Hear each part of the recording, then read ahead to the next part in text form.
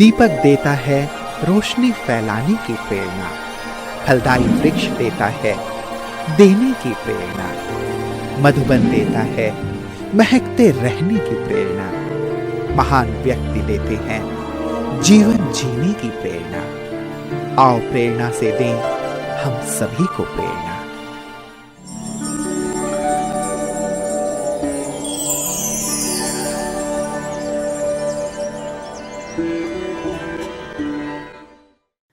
मलकापुर महाराष्ट्र राज्य के बुल्ढाना जिले का एक नगर पालिका क्षेत्र है। इस शहर को व्हाइट गोल्ड ऑफ विदर्भ भी कहते हैं, क्योंकि यहाँ अधिक मात्रा में रुई का उत्पादन होता है। इसके अलावा यह शहर दाल मिलों के लिए, लाल मिर्ची एवं कागज उत्पादन के लिए भी प्रसिद्ध है। मलकापुर ब्रह्मा कुमारी ईश्वरीय विश्वविद्यालय की मुख्य संचालिका है राजयोगिनी गीता दीदी जी। आपका जन्म 1953 में वर्धा में हुआ। बचपन से ही आपको खेलकूद एवं भक्ति में विशेष रुचि थी। आप दृढ़ता, प्रेम, सत्यता, हर्षित मुक्ता आदि गुणों से भरपूर स्नेही आत्मा हैं। आपको 1972 में इस ईश्वरीय ज्ञान की प्राप्ति हुई। इसी वर्ष आपने बाप दादा से ईश्वरीय मिलन मनाया। बाप दादा एवं दादियों से प्रेरणा लेकर 1973 में आप ईश्वरीय सेवाओं में संपूर्ण रूप से संलग्न हो गए। तब से आपने भूसावल, वरगांव, बुल्ढाना, जालना आदि अनेक स्थानों पर सेवाएं प्रदान करते हुए 1985 से आप मलकापुर में स्थायी रूप से अपनी सेवाएं दे रही है। जन जन को ईश्वरीय संदेश देते हुए आपने अनेक कार्यक्रमों का आयोजन किया। दीदी जी के नेतृत्व में 500 से अधिक विद्यार्थी ज्ञान योग की पालना लेकर अपने जीवन को दिव्य गुणों से भरपूर कर रहे हैं।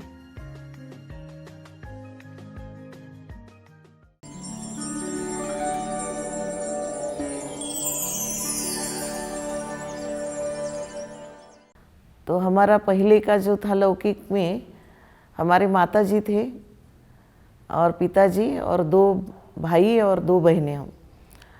तो मुझे भक्ति में बहुत प्यार था, पढ़ाई में भी और खेल कूद में भी, लेकिन ज़्यादातर मैं शिव जी की भक्ति करती थी।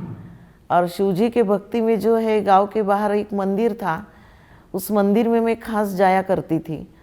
और उस मंदिर में जो है बेलपत्र चढ़ाना, फूल पत्ती चढ़ाना, प्रसाद चढ़ाना और ओम नमः शिवाय का जाप करना, ये मेरा नित्य नियम था। और उसके बाद मुझे मंदिर में जाना बहुत अच्छा लगता था। तो जैसे ही मुझे समय मिलता तो मैं मंदिर में जाती। एक लक्ष्मी नारायण का मंदिर भी था वहाँ, कमल नयन बजाज का। उस मंदिर में जाकर के मुझे बहुत वो लक्ष्मी नारायण की मूर्ति देख कर के खुशी होती थी, क्योंकि वो बहुत हंसमुख मूर्तियाँ थी, तो मुझे बहुत प्यारी लगती थी। और जब मैं मंदिर से बाहर आकर के बैठती थी सीढ़ी पर, तो मुझे लगता था कि ये अपना परिवार है, हम इसी परिवार के हैं। और वहाँ से उठने की दिल नहीं होती थी, लेकिन समय को देखते हुए मैं वापस आती थी। ऐसा मेरा रोज़ का चलता था। तो ऐसा करते करते जो है भक्ति, पूजा पाठ करना। और हमारे माताजी बहुत डिसिप्लिन वाले थे, वो हमेशा हमको कैसे मर्यादा में रहना वो सिखाते थे। और दूसरी बात कि हमको पूजा करने का, जैसे उन्होंने हमको ही एक काम दे दिया था। बचपन से लेकर के हम जैसे स्कूल से आते थे, तो जैसा समझने लगा और स्कूल से आते थे, 7th क्लास में थे, तो वो कहते थे कि पूजा करना है आपको। फिर हाथ पाँव धोकर के घर के अंदर आना, कपड़े वगैरह चेंज करना और फिर पूजा करना। पूजा करने के बाद ही हमको भोजन मिलता था। तो उनको ऐसा लगता था कि कन्याओं को ये शिक्षा अगर अभी से रहेगी तो ये आगे चल कर के भी ये अपने नियम मर्यादा से बरोबर रहेंगी। तो इसीलिए पूजा पाठ का बहुत चलता था। और थोड़ा बड़ा हो गए हम, यानी हम 10वीं क्लास में थे, तो 10th क्लास में होने के बाद हमको जो है कई माताएं पूजा के लिए हमारे से वो विधि पूरी कराते थे। पारायण वगैरह पूरा कराते थे, गजानन महाराज का, साईं बाबा का। और हम लोग उस समय जो है बहुत भावना से और बहुत विधि पूर्वक मैं भक्ति करती थी। तो मैंने 21 गुरुवार जो है, धूप काले के दिन थे और 21 गुरुवार किए तो बिना पानी के किए, 24 घंटा पानी पीना नहीं, दूसरे दिन ही पानी पीना। तो इस प्रकार से जो है गुरुवार भी करती और फिर वो पारायण भी करते। कई माताएं हमको बुला करके जो एक ही स्थान पर बैठ करके और वो हम पारायण पूरे करते थे। मतलब ऐसा हमारा भक्ति पाठ भी चलता था, पढ़ाई भी चलती थी और खेल कूद में भी आनंद आता था। लेकिन 10वीं क्लास के बाद जो है, 10th क्लास के बाद फिर थोड़ा अपने अंदर में गंभीरता आई कि अभी अपने को नया कुछ करने का है। भक्ति में तो थे ही और मुझे कथा कीर्तन में भी जाना अच्छा लगता था। कहाँ भी कुछ होगा तो मुझे बुलाते थे और वो कहते थे, मैं उनको संदेश देती थी कि आज अपने को यहाँ चलना है। तो कई एजेड माताएं जो है मेरे साथ चलती थी, तो मुझे ये चीज़ें बहुत अच्छी लगती थी। ऐसा करते करते जो है मेरा कॉलेज का 1 साल पूरा हुआ। फिर मैंने ट्रेनिंग लिया टीचर का और ट्रेनिंग में भी मैं पास हो गई। और उसके बाद जो है मैं जॉब करने लगी टीचर का। जॉब इसीलिए करती थी मैं कि मुझे शादी करने का किसी ने बोलना नहीं चाहिए। मुझे शादी से सख्त नफरत थी और इसीलिए हमारे घर कोई आकर के बैठते थे और कभी हमारे बारे में शादी की बात निकालते तो हम उनको कहते थे कि भाई आपको भगवान की बातें नहीं याद आती, कुछ मंदिर की बातें याद करो, कुछ भगवान को याद करो और ऐसी वैसी बातें यहाँ पर करना नहीं। तो हमारे माताजी हमको समझाते थे कि ऐसा नहीं बोलते।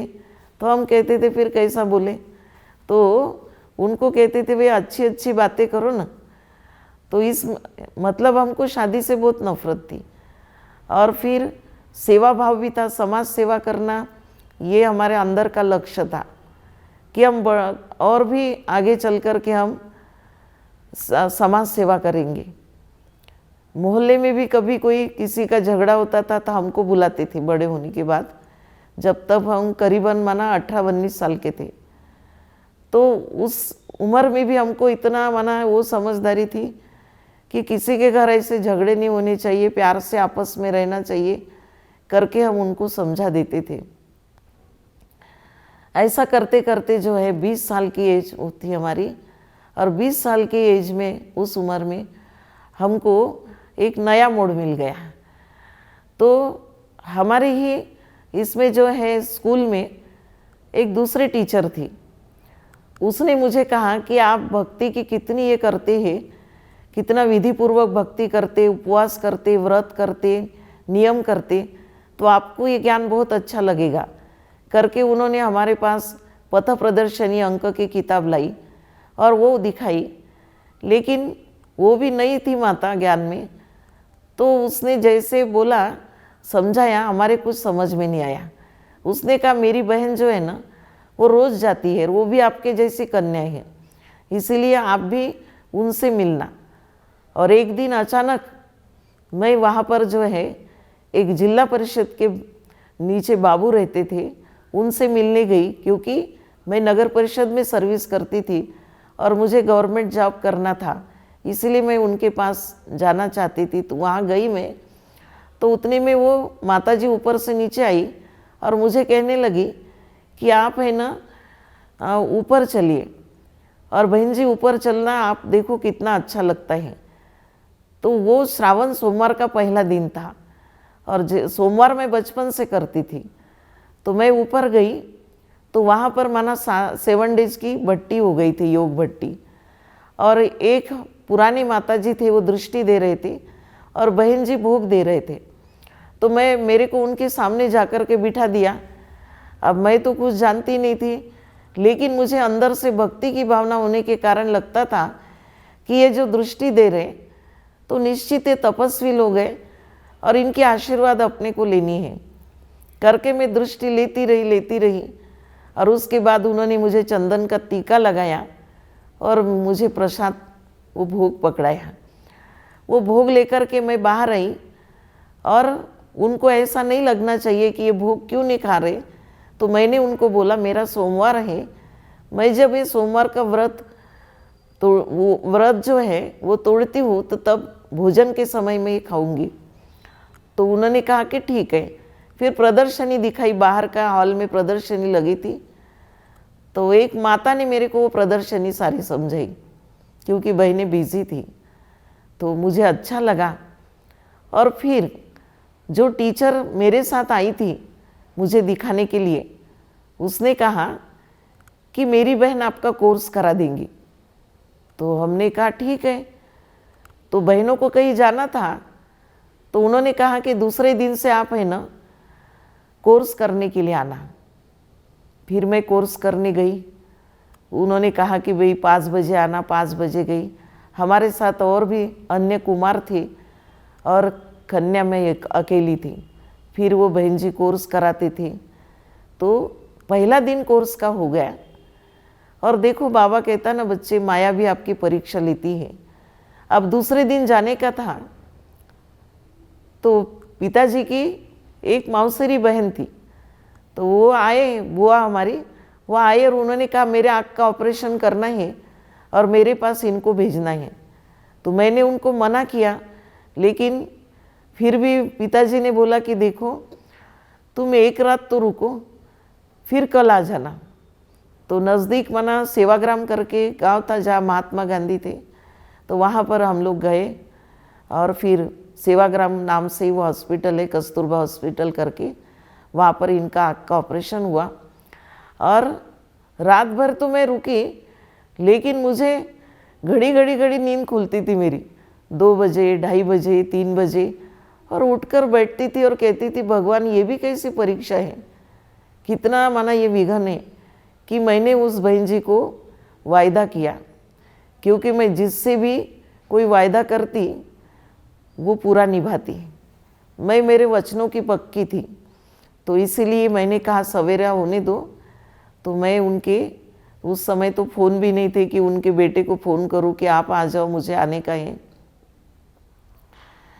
फिर भी देखो बाबा ने इतनी मदद की कि वो भाई आ गया। वो आते से ही मैंने कहा मुझे बहुत ज़रूरी काम है और मुझे जाने का है, मैं फिर आऊँगी पर मुझे अभी जाने दो। तो वहाँ बसेस चलती रहती थी सेवाग्राम से वर्धा।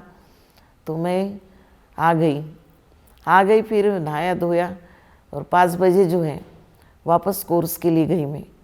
और फिर पिताजी को बोला कि पिताजी आप मम्मी को भेजो, लेकिन मैं नहीं जाऊंगी, मुझे मेरा कोर्स पूरा करना है।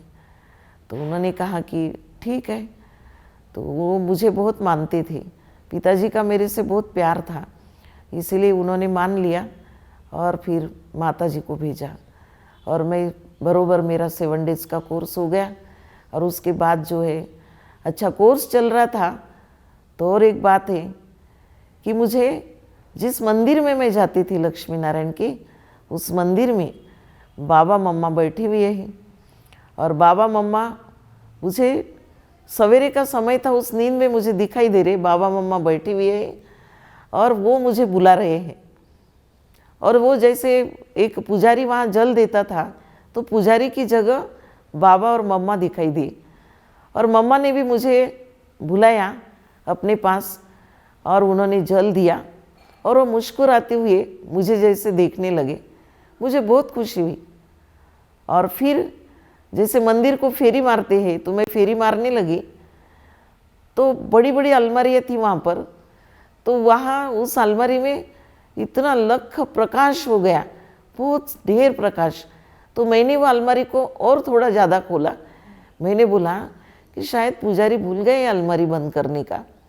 और जैसे ही मैंने देखा तो वो लक्ष्मी नारायण इतने हंस रहे थे, आपको क्या बताऊँ।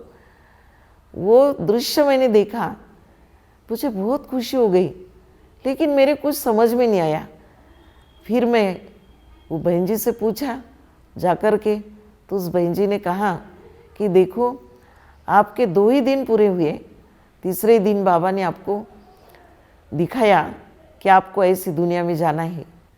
मुझे ये अनुभव जैसा ही हुआ और उसके बाद मेरा निश्चय पक्का बैठ गया और 7वें दिन जब हम योग में बैठे तो बाबा का लाइट लगा हुआ था, और वो लाल लाइट पहले बहुत बड़ा रहता था, किरणों वाला।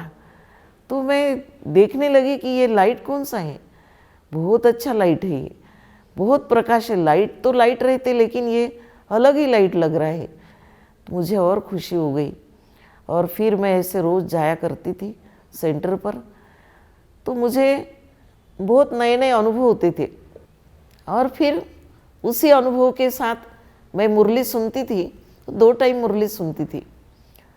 सवेरे 10 साढ़े 10 बजे हमको स्कूल में जाना रहता था, तो सवेरे की मुरली होती थी वहाँ 6 बजे, तो वो मुरली सुनती थी मैं। पूरी की पूरी मुरली मुझे याद रहती थी। घर में आकर के माँ बाप पूछते थे कि वहाँ पर क्या समझाया आपको, तो वो कहते थे कि वो उन्होंने जैसे पूछा तो मैं बताती थी कि आज बाबा ने ऐसा कहा ऐसा कहा। तब उनकी तो इतना समझ में नहीं आता था, तो वो कहते थे कि आपका दिमाग है ना पागल हो जाएगा, आप ऐसा एक शब्द बाय शब्द बता रही। तो इतनी मुरली मुझे याद हो जाती थी। अच्छा, स्कूल से आए तो शाम को भी मैं जाती थी। ऐसा करके मेरी दिनचर्या आगे बढ़ती रही, और 1972 में ही 6 मास में ही वहाँ के दीदी ने, मैंने पूछा कि मुझे मधुबन आना है, तो उन्होंने कहा कि आपको कितना महीना हो गया। तो मैंने कहा अभी 6 महीने को भी 1 महीना कमी से। तो फिर मैं मधुबन गई, और 6 मास के अंदर ही मधुबन जाना हुआ। और वहाँ जाने के बाद जो है 2 किलोमीटर पहले से ही मुझे इतनी अच्छी वासना आती थी, ऐसा लग रहा था कि पता नहीं अपन कौन सी दुनिया में आ गए। और वहाँ जैसे ही पहुँची तो बाबा से मिलने के लिए हम एक नया ड्रेस रखा, फिर वो पहन करके और बहुत स्वच्छता से, और बाबा से शाम के समय जब गए हम वहाँ पर, तो वहाँ सब लोग बैठे हुए थे पहले से ही, और हम पीछे बैठे। इसीलिए पीछे बैठे कि हमारे दिल में था संकल्प कि यदि भगवान आते हैं तो पीछे भी बैठेंगे तो उनकी दृष्टि हमारे ऊपर ज़रूर पड़ेगी। तो इसीलिए हमने कहा कि ऐसे आगे आगे जाना ठीक नहीं, इसलिए पीछे बैठे। और फिर जैसे ही बाबा का अवतरण हुआ दादी जी के तन में, हम लोग 1972 में 72 में बाबा से मिले, तो देखा कि बाबा की आंखों से ऐसी लाल किरणें आ रही है। मुझे बहुत खुशी हो गई, और वो किरणें मेरे तरफ आ रही है, और बाबा की दृष्टि मुझे मिल रही है। मुझे बहुत खुशी हुई। मेडिटेशन हॉल में हम लोग बैठे थे, और बहुत कम पार्टी थी, 300-400 की पार्टी थी। और फिर थोड़ी देर के बाद क्या हुआ कि उस समय जो है बाबा ऐसी मेवे की टोली जो है ना, वो ऐसा फेंकते थे, तो जिसको मिली उसको बड़ी खुशी होती थी। उसको लगता था भगवान का प्रसाद हमको मिल गया, चाहे थोड़ी सी भी मिले। मैं इधर उधर देखती, थोड़ी देर मैंने देखा, मुझे कुछ भी नहीं मिला। तो अंदर से आया कि भगवान, मेरे भक्ति में कुछ कमी रह गई कि मुझे आपका इतना सा भी प्रसाद नहीं मिल रहा, क्योंकि भक्ति की भावना ही थी मेरी। तो देखा कि जैसे ही बाबा ने अगली मुट्ठी, और मेरे आँख में आंसू भी आ गए, जैसे ही उन्होंने मुट्ठी दूसरी फेंकी तो पूरी की पूरी मुट्ठी जो है, मुट्ठी भर, वो सब मेवे जो है मेरे ही इसमें पड़ गए। मुझे इतनी खुशी हो गई, मैं क्या बताऊँ आपको। मुझे ऐसा लगा कि भगवान, मैंने संकल्प किया, अपने संकल्प से ही, वो संकल्प करते से ही आपने वो मुट्ठी मुझे भर के टोली दे दी। और वो टोली लेकर के मैं वर्धा आई, और मैंने क्लास में सबको दी, सब खुश हो गए, अनुभव सुनाया। तो उस समय तो हम सिर्फ बाबा से मिले थे, और फिर उस समय जो है 2 बारी मिलना होता था, 7 दिन रहते थे। तो जैसे ही दूसरी बारी जब मिली तो बाबा ने कहा कि ये तो बहुत अच्छी टीचर बनेगी। तो हमको खुशी हो गई, बाबा का वरदान मिल गया जैसे कि ये टीचर बनेगी। फिर तो हम वहाँ से उस बारी तो वापस आए। फिर जब हमारा दूसरे सेकंड बारी जाना हुआ, तब मैंने सोचा कि मैं टीचर तो हूँ लौकिक में, लेकिन मैं किधर बैठूँ। तो मैंने सोचा कि मैं तो कन्या हूँ ना, तो मैं कन्याओं के ट्रेनिंग में बैठूँ। और जैसे ही मैं कन्याओं के ट्रेनिंग में गई तो मुझे बहुत अच्छा लगा। और मेरे साथ एक नागपुर की माता थी, वो लौकिक टीचर के इसमें गई और मैं इधर गई। और जैसे ट्रेनिंग पूरा होने में आया तो दादी जी ने कहा कि विदर्भ से तो तुम अकेली कन्या है, तो क्यों ना ऐसा करे कि तुम बरहानपुर वाली दीदी के साथ जाओ, सुधा दीदी के साथ, सुधा बहन के साथ जाओ। और वहाँ की कन्या हमारे साथ थी। प्रकाशमणि दादी जी ने बोला, बड़े दादी जी ने, कि आपको जो है ना सुधा बहन के साथ जाना है बरहानपुर। पहले तो उन्होंने हमको अपने कमरे में बुलाया, जो भी कन्याएं सर्विस करती थी उनको बुलाया और पूछा कि आप लोगों को कभी बाहर भेजा जाए तो आप जा सकते हो, तो और आप अपनी मर्जी से सर्विस कर रहे हो या आपको घर में कोई ऐसी दिक्कत है इसीलिए कर रहे हो। तो क्या हुआ कि दादी से फिर उस रूम उनके कमरे में मिले हम, और हमने जब बोला कि ऐसा कुछ नहीं है दादी जी, हम तो अपनी मर्जी से सर्विस कर रही हूँ। तो बोला ठीक है, आपको बाहर भेजेंगे, जाएंगे? तो हमने जी हाँ कहा। तो उसके बाद जो है और 2 दिन के बाद वहाँ से जो है दादी हमको हिस्ट्री हॉल के बाहर आकर के, और जब जाने का दिन आया तो मुझे बहुत प्यार से दादी ने ऐसा करते हुए कहा कि फिर आप सुधा बहन बहुत अच्छी है, आप उनके साथ जाएंगे? तो हमने बहुत नशा था हमको, हमने जी हाँ कहा, और हमने परवाह नहीं की कि हमारी सर्विस भी शुरू है, और हम चले गए दीदी के साथ दूसरे दिन। तो रास्ते में जैसे दादी जी ने कहा था कि आप इनको सेंटर दिखा देना भुसावल, और इनको वर्धा भेज देना, इनके माँ बाप से छुट्टी लेकर आएंगे। लेकिन हुआ क्या कि दीदी ने हमको कहा, सुधा दीदी ने, कि गीता आपको अभी जाना है कि बाद में भी आप गए तो चलेगा? तो हम तो बहुत नशे में थे, तो हमने कहा कि ठीक है, बाद में भी जा सकते हैं। ऐसा करके हम वहाँ गए। हमने वहाँ से लेटर भेज दिया उनको कि हमको वो सर्विस नहीं करनी है, और हम ये लेटर भेज रहे हैं, आप ये लेटर उनको दे देना स्कूल में जाकर। अब पता नहीं वहाँ एड्रेस गलत हो गया क्या, वो लेटर उनको मिला ही नहीं। उधर माँ बाप राह देख रहे कि ये क्यों वापस नहीं आए। तो उन्होंने पुष्पा रानी दीदी जो नागपुर में जोन इंचार्ज है, तो उनको बताया कि ये क्यों नहीं आई ये वापस हमारी कन्या।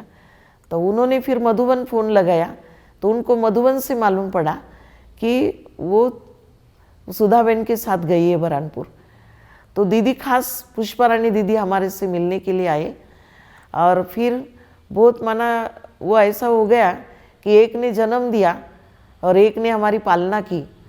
तो हमको कृष्ण की याद आई कि कहते हुए कृष्ण का जन्म देवकी के पास हुआ और उनकी पालना यशोदा मैया के पास हुई। हमारा भी ऐसा ही हुआ। हम दीदी के पास आए, हमको गांव का पता नहीं, कुछ भी नहीं, लेकिन दीदी हमको हमेशा कभी नहीं ऐसा समझा कि ये तो दूसरे जोन से आई हुई कन्या है। हमको उतना ही वो प्यार देते थे जितना वो अपनी कन्याओं को देते थे। दीदी के पास उस समय दूसरे हैंड्स नहीं थे, हम ही नई नई ट्रेनिंग से आई हुई बहनें थी। तो दीदी ने जो है एक एक करके सेंटर खोलना शुरू किया। तो सबसे पहले जो है चिनावल खोला, उसके बाद हम आगे बढ़ते गए। दीदी एक जगह हमको नहीं रहने देते थे, जहाँ भी नई सेवा होती थी, नया सेंटर खुलता, वहाँ ले जाते थे। तो उसके बाद वरणगांव, फिर वरणगांव के बाद जो है मलकापुर। तो मलकापुर में हम उस समय आए, सेवा की, और फिर भुसावल चले गए। तो हम जब सेवा में हर एक सेंटर पर जब नया नया खुलता था और वहाँ जाते रहते थे, तो बाबा के मदद का ऐसे अनुभव हुआ। एक बारी तो क्या हुआ, मेहकर सेवा केंद्र पर हम थे शुरू में, और वहाँ नदी किनारे वो मकान था। तो एक दिन क्या हुआ, रात को हम वहाँ पानी की बहुत शॉर्टेज थी, तो पानी भर दिया हमने, और फिर 12 बजे हम लोग 12 बजे सोए, विश्राम करने लगे। तो उतने में जो है एक बहुत बड़ा सांप आ गया, और वो सांप जो है हमारे पूरा हाथ पर से चला गया, और जो दूसरी बहन सोई हुई थी तो उसके सिराने के नीचे जाकर, हम नीचे ही सोते थे, सिराने के नीचे जाकर के बैठ गया। तो मैंने देखा बाबा का लाइट शुरू था, लाल लाइट, तो उसकी पूंछ जो है हमारे हाथ पर मारने लगी। 2-3 बारी उसने हमको ऐसे मारा, तो हमको लगा पता नहीं क्या है, कौन सा जानवर है। तो देखा कि कुछ तो भी है, इसलिए हम उठकर खड़े हो गए और उस बहन को बोला कि वो सांप तो उस समय शांत हो गया, लेकिन उस बहन को बोला तुम सीधा ही उठना, करवट मत फिरना। तो बहन बेचारी सीधा ही उठ गई और उसको बोला तुम है ना लाइट करो। फिर उसने सफ़ेद लाइट किया। हम भी, वो पुराने मकान थे तो उसकी जो दहली थोड़ी ऊंची थी, हम वहाँ कूद करके अंदर गए और अंदर जाने के बाद जब हम अंदर गए तो वहाँ से निकल करके दरवाजे पर चढ़ा और वो हमको देखे, हम उसको देखे। अब क्या करें, हम दोनों बहनें, 1 बजे का समय था वो। तो फिर हमको मालूम पड़ा कि घर मालक जो है वो भले ही डॉक्टर है लेकिन वो सांप को मारते हैं।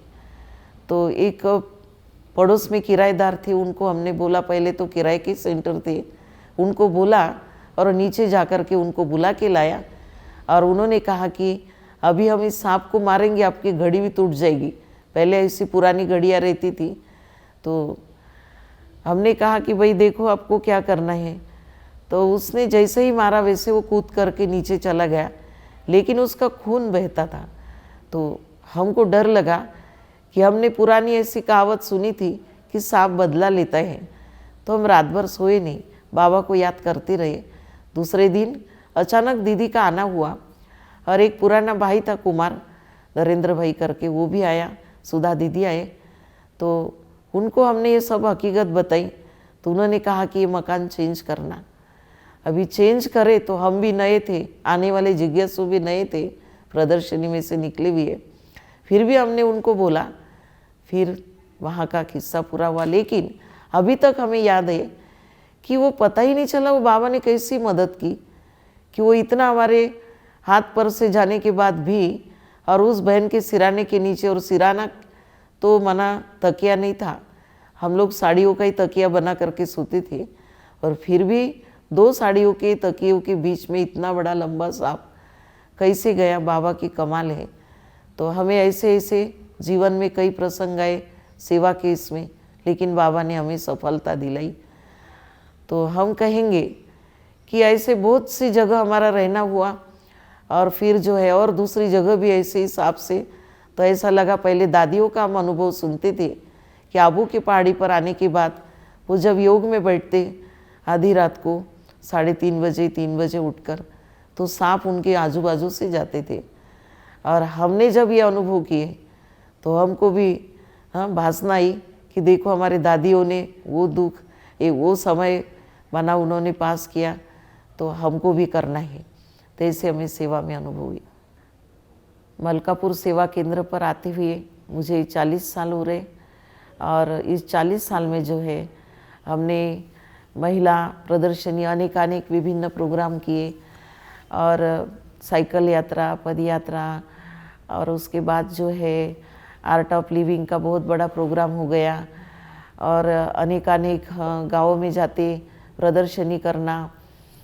और यहाँ पर भी माना कई रैलियाँ आके गई, हम भी रैली में गए, ग्राम विकास रैली में, और कई ग्राम विकास के प्रोग्राम, सोशल विंग के प्रोग्राम्स होते रहे, क्योंकि सोशल विंग के हम मेंबर हैं, इसीलिए वो भी प्रोग्राम हमारे पास होते रहे।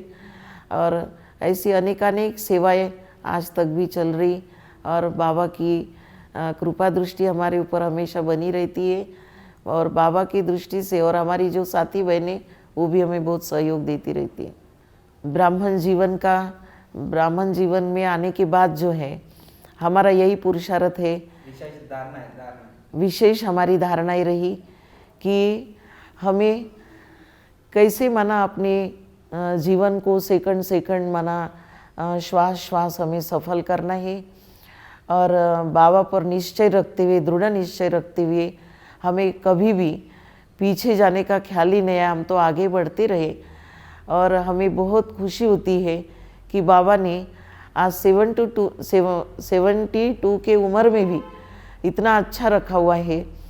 तो हमें बहुत नाज है कि ऐसी ही सेवा बाबा अंत तक हमारे से करा ले, और अंतिम घड़ी बाबा आपकी ही याद रहे, और आपकी ही याद में हम आपके गोदी में समा जाए।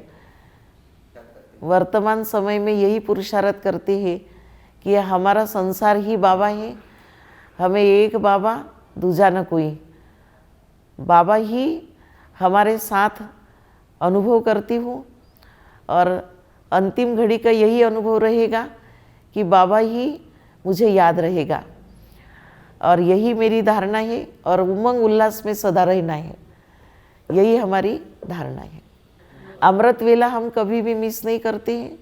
रोज़ हमारा अमृत वेला मिस नहीं होने का, क्लास मिस नहीं करने का हमारा संकल्प रहता है, और उस अनुसार हम पुरुषार्थ करते रहते हैं। अंतिम समय की यही सूक्ष्म तैयारी है कि जैसे बाबा ने कहा है कि बच्चे तुम्हें अंतवाहक शरीर द्वारा पुरुषार्थ करना है, तो अनेक आत्माओं को मनसा सेवा के द्वारा सकाश देने का हम सेवा करते रहते हैं। ब्राह्मण परिवार के लिए, सभी के लिए हमारा यही संदेश है कि अपने जीवन में जब हम बाबा के यहाँ आए हैं तो हम बाबा के ही बन कर के रहें, और समय को देखते हुए, आज समय जो है कितना विकट चल रहा है, नाजुक समय से नाजुक दौर से हम चल रहे हैं, तो समय की समीपता को देखते हुए सभी ने एक बाबा दूजा न कोई, दुनिया के झमेलों को बाजू में रखते हुए भी अपना आंतरिक पुरुषार्थ ये करते रहे। संसार के कार्य करते समय भी हमें ये याद रहे कि समय बहुत नज़दीक है और हमें अब घर जाने का समय, और सदा बाबा की याद और बाबा की सेवा, इसी में हमारा जीवन सार्थक हो, यही हमारी इच्छा है, यही शुभकामना, शुभ भावनाएं सभी के लिए। ओम शांति।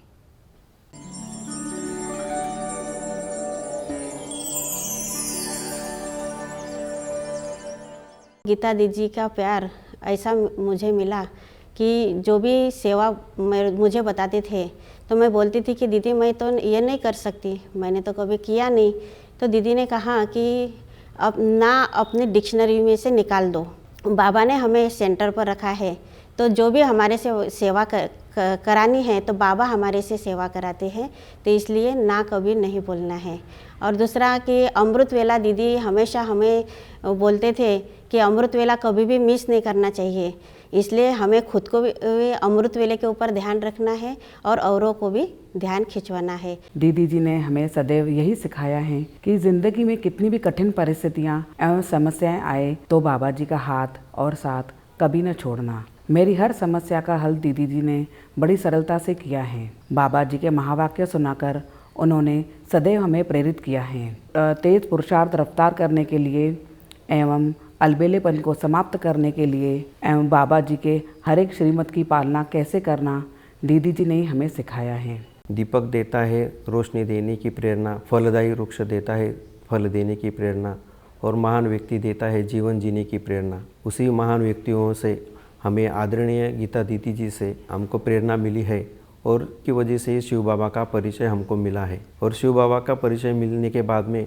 हम उतना घुल मिल गए हैं कि उनके स्नेह और प्यार के आगे सब कुछ फीका लगता है। आदरणीय गीता दीदी जी हमको जब मुरली सुनाती है तो हमको ऐसा लगता है कि साकार बाबा ही हमको मुरली समझा रहे हैं।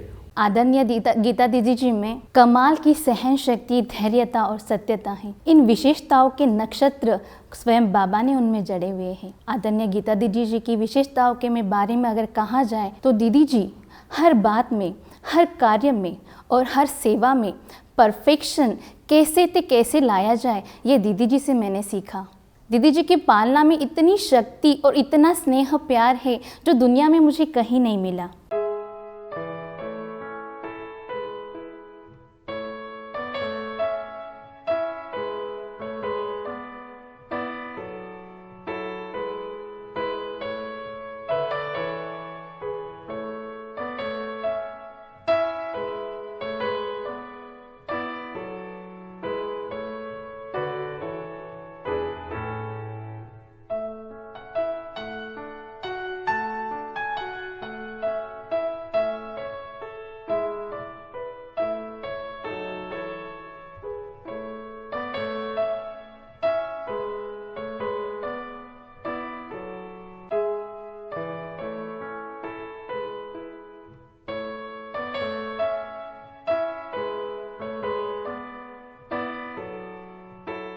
मेरा सौभाग्य है कि 40 वर्ष पहले जो कोर्स हुआ था मेरा गीता दीदी के मुख से हुआ है, और इतने सरल भाषा में उन्होंने मेरा कोर्स किया है।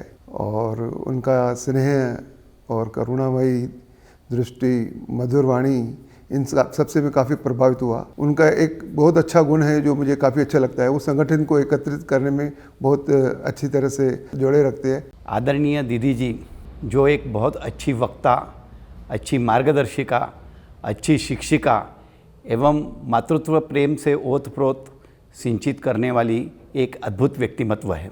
सादा सरल जीवन ये उनकी और एक विशेषता है, पर मैं उनके इस विशेषता से ज़्यादा और एक चीज़ को मैं काफ़ी महत्व देता हूँ, यानी वो है कि वे बहुत ही बाबा के प्रति जो उनका विश्वास है, वह अटूट श्रद्धा है, वह अकल्पनीय है।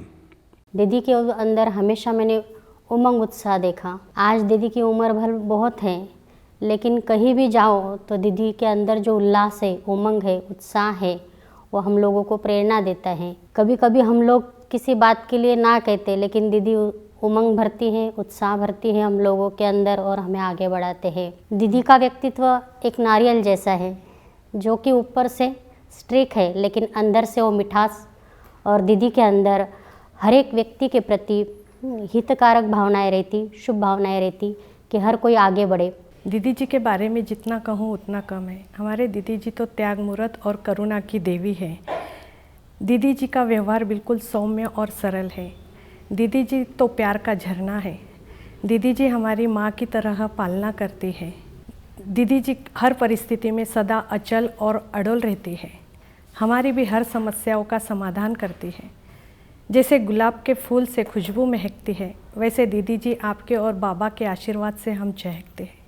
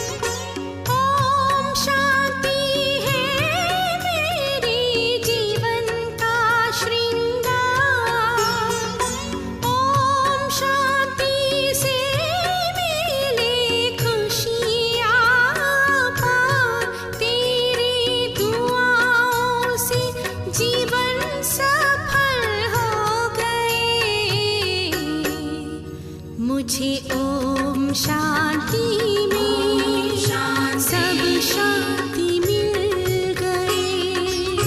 मुझे ओम शांति